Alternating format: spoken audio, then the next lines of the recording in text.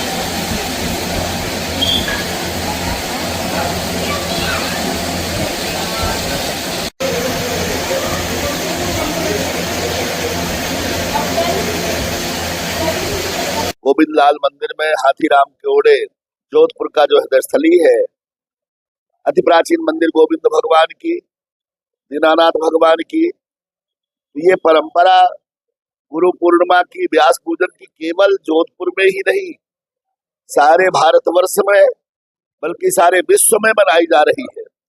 और ये प्राचीन परंपरा है, वैदिक परंपरा है।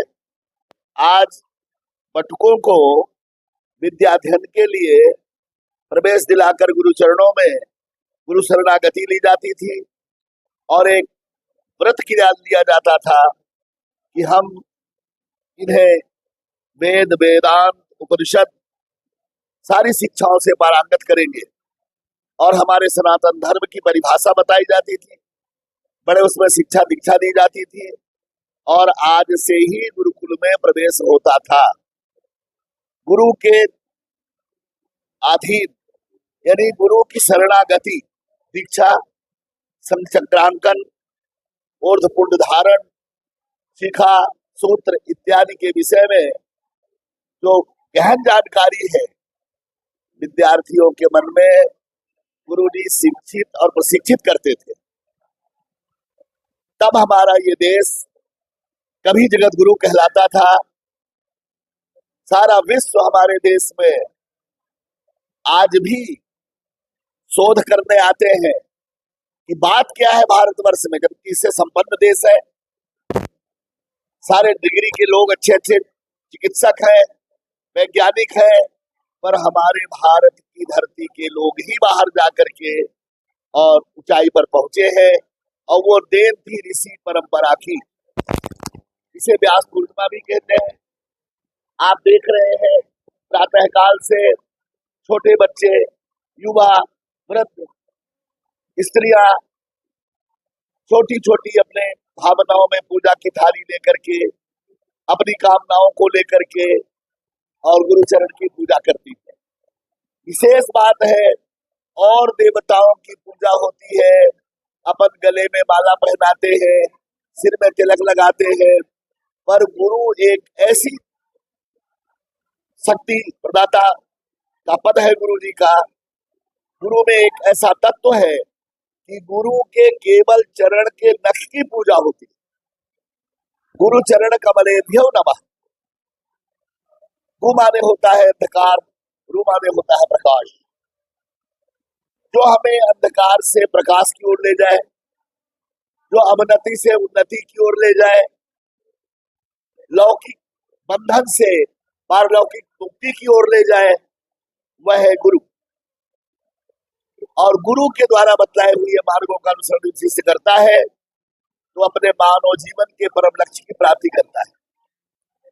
हमारे जीवन की जो यात्रा है ये निरंतर शाश्वत चलने वाली यात्रा है और इसका समापन तब होता है, ठहराव तब होता है जब हम परोपकार के लिए, परमार्थ के लिए, विश्व कल्याण के लिए अपना जीवन समर्पित करें।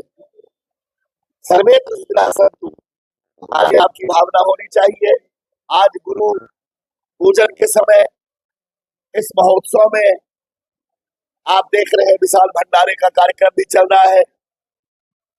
अनवरत लोग प्रसाद पा रहे हैं, पूजा कर रहे हैं, नतमस्तक हो रहे हैं, अपने सामर्थ्य के अनुसार दक्षिणा दे रहे हैं।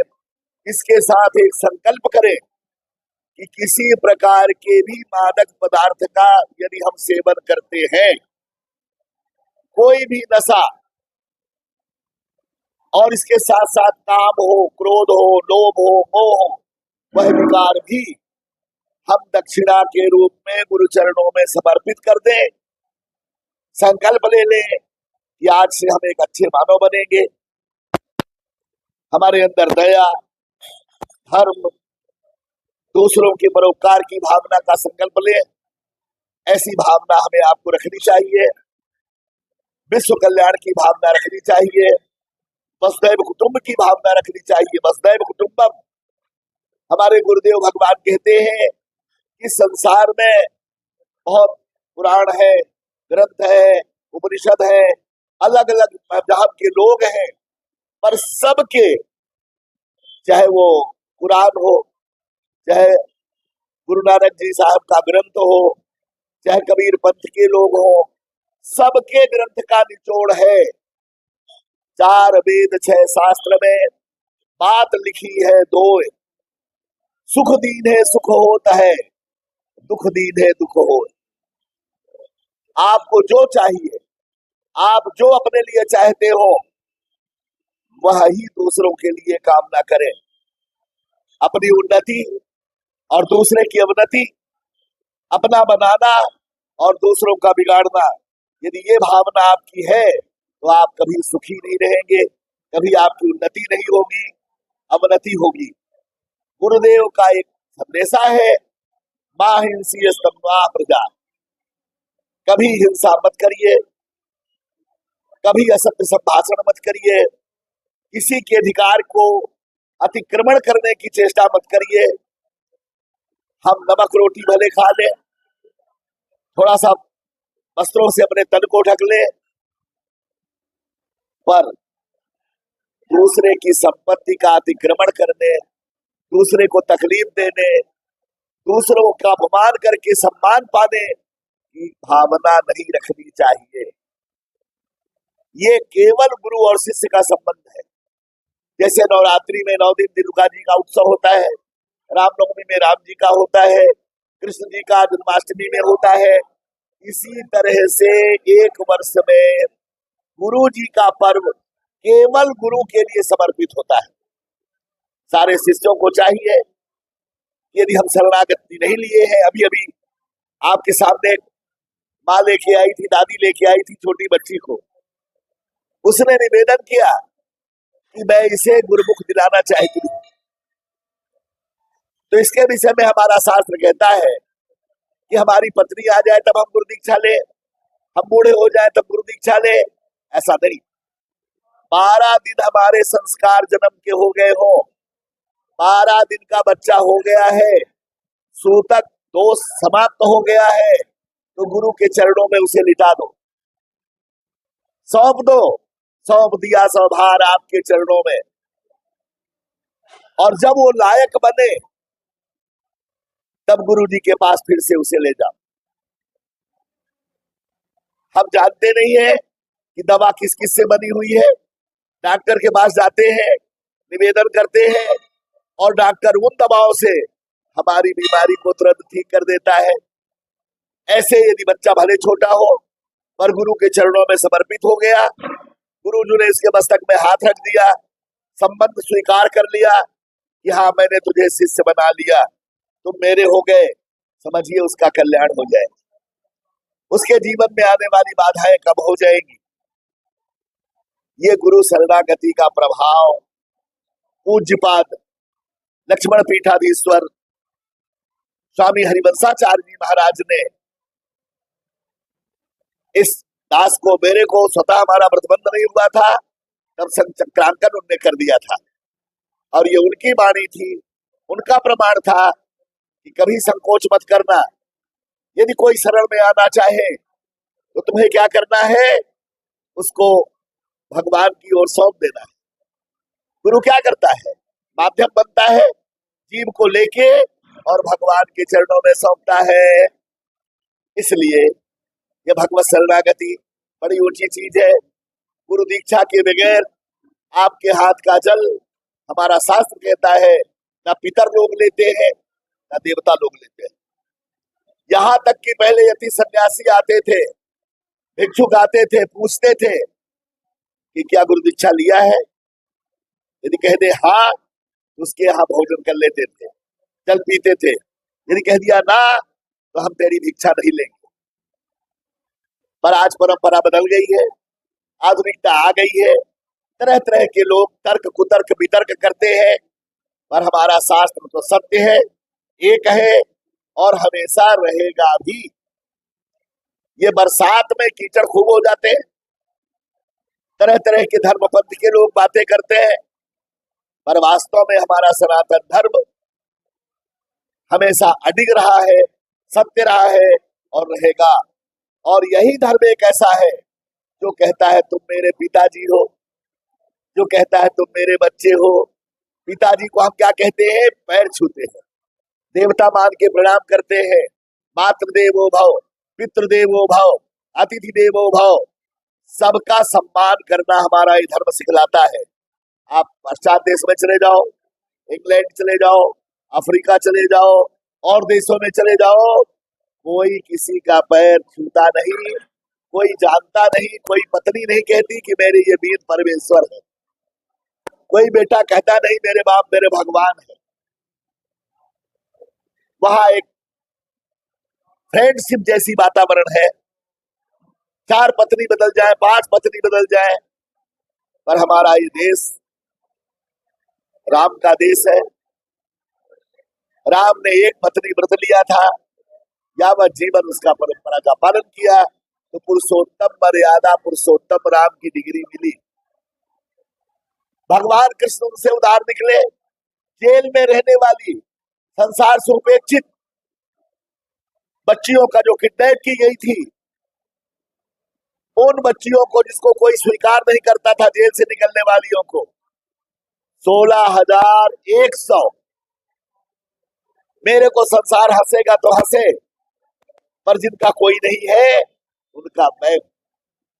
ये उस भगवान के मंदिर में आप लोग आए हुए हैं। ऐसा भगवान कहाँ मिलेगा कि जिसका कोई नहीं रहा हो, जो बेचारी जेल में ठूसी गई हो, संसार से उपेक्षित कर दी गई हो, उन सबका वो पति बन गया, सबका मालिक बन गया और सबको सम्मान दिया। तो मेरे कहने का भाव ये है, आप लोग आए, बहुत बहुत धन्यवाद के पात्र हैं। हम गोविंद भगवान की सेवक के भी सेवक, आप सबके लिए बहुत शुभकामना करते हैं। इस मंच से, इस अपने आसन से, अपने आचार्य परमाचार्यों की तरफ से खूब खूब आशीर्वाद देते हैं।